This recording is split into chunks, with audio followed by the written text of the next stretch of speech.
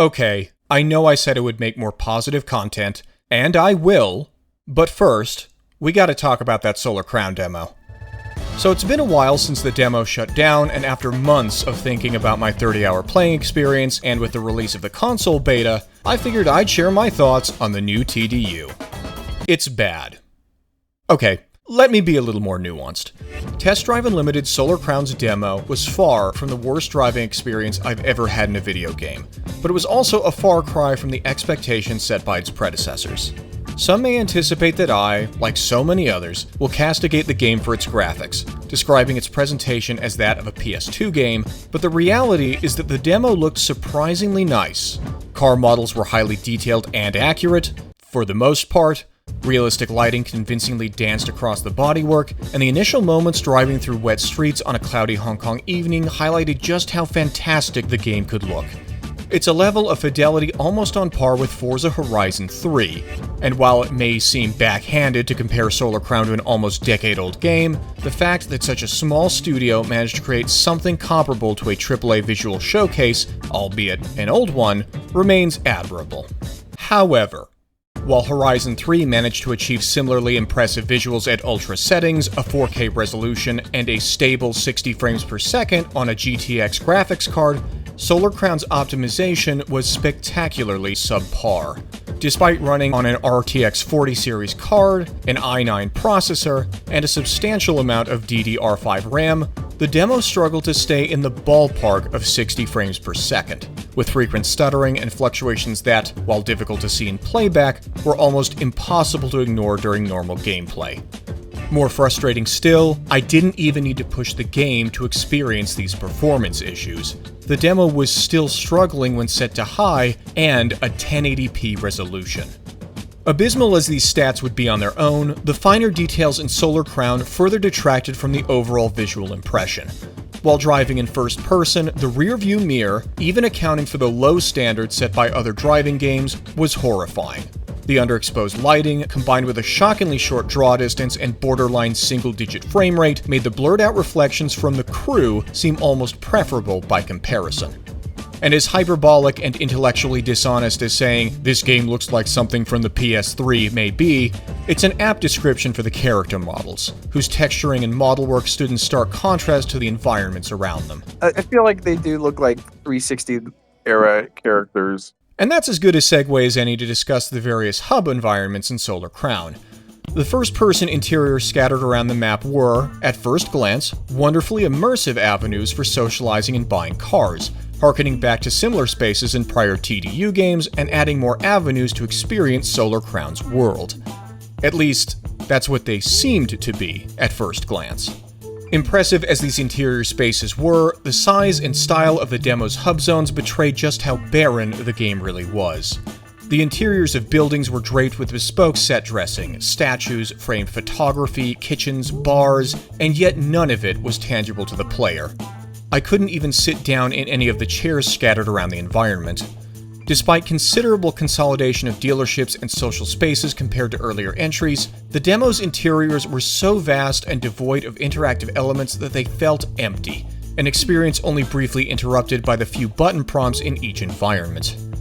Even when I finally stumbled upon an interactive element in a hub zone, the experience was often underwhelming. Few and far between, the demo's handful of talkative NPCs maintain Test Drive Unlimited's long tradition of bad dialogue and delivery, a sin all the more egregious given the game's emphasis on the lore behind the streets and the sharps.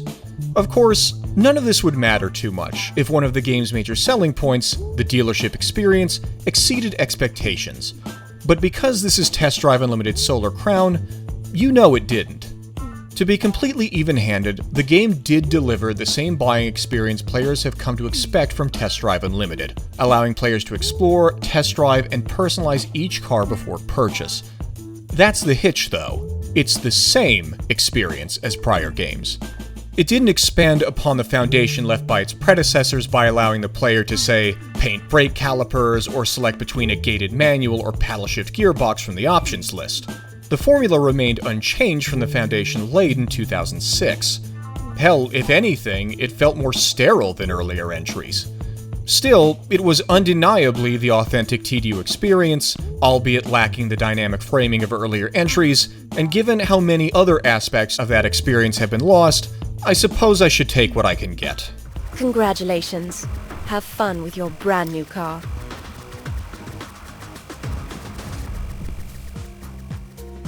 On the subject of authenticity, the driving experience in the demo was also reflective of that in the first TDU, clunky.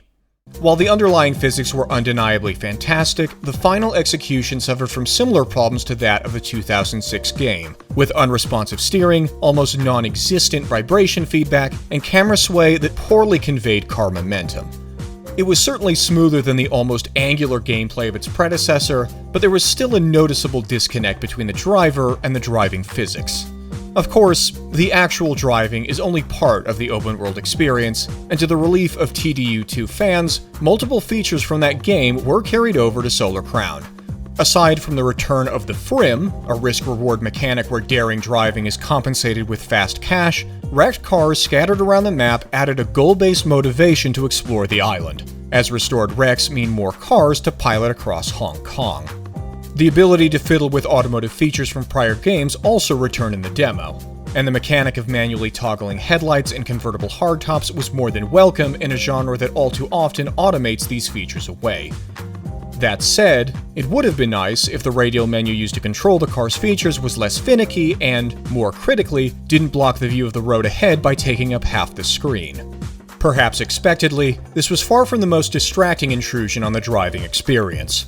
Aside from the aforementioned mirror reflections, the abysmal steering animations also dragged my attention away from the road while in first person. Snapping back and forth between animations, the turn radius was a mere 45 degrees, only half that in the Horizon games and a mere fourth that in the Crew Motorfest. Even in third person, my immersion was regularly compromised by bizarre NPC behavior, with AI motorists veering off-road for no apparent reason and, occasionally, doing this.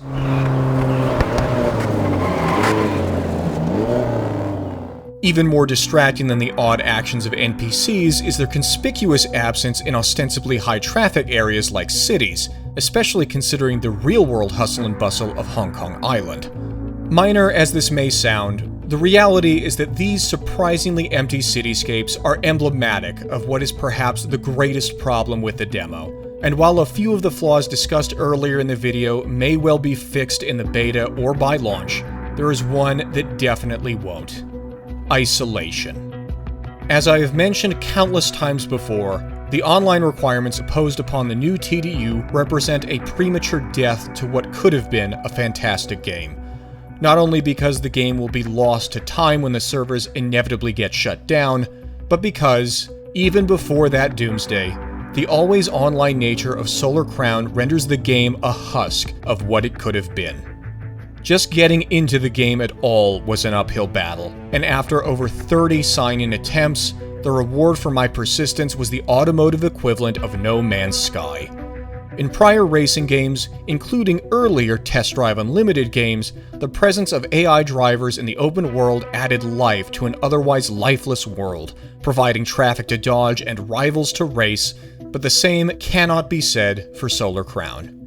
Like Fallout 76, the elimination of competitive NPCs and emphasis on player interaction results in a world devoid of things to do, as each activity is dependent on other players who, if the demo is any indication, will be almost completely absent from the actual game. Dependence upon non-existent players renders almost every race in the game unplayable, leaving the player with nothing to do but explore an eerily empty island, one where missing features and performance issues become all the more apparent to a player with no other company. Nacon has long threatened a compelling global crusade for automotive supremacy between the sharps and the streets, but in Solar Crown, there are no armies to be found, nor a war to be waged. The battle ended long ago, when a greedy company flew too close to the sun, burning lifelong fans, overworked employees, and the legacy of a legendary racing game along with it. We all lost. I, like every other fan of the franchise, hope that Nacon can keep their word and that they will fix flaws, add features, and ensure that Solar Crown remains playable well after its likely premature server shutdown. But given how often far richer companies kill off live services and how little accountability matters in this industry, I'll believe it when I see it.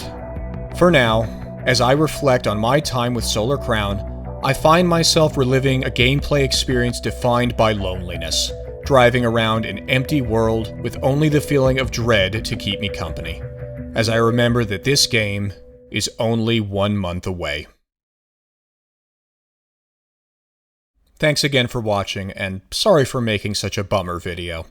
If it's any consolation, I am working on more positive content for future videos on games that I genuinely enjoyed. In the meantime, if you found this video valuable in any way, feel free to drop a like, subscribe, and ring the bell for more content from the classiest cavern on the World Wide Web. See you next time. Bye-bye.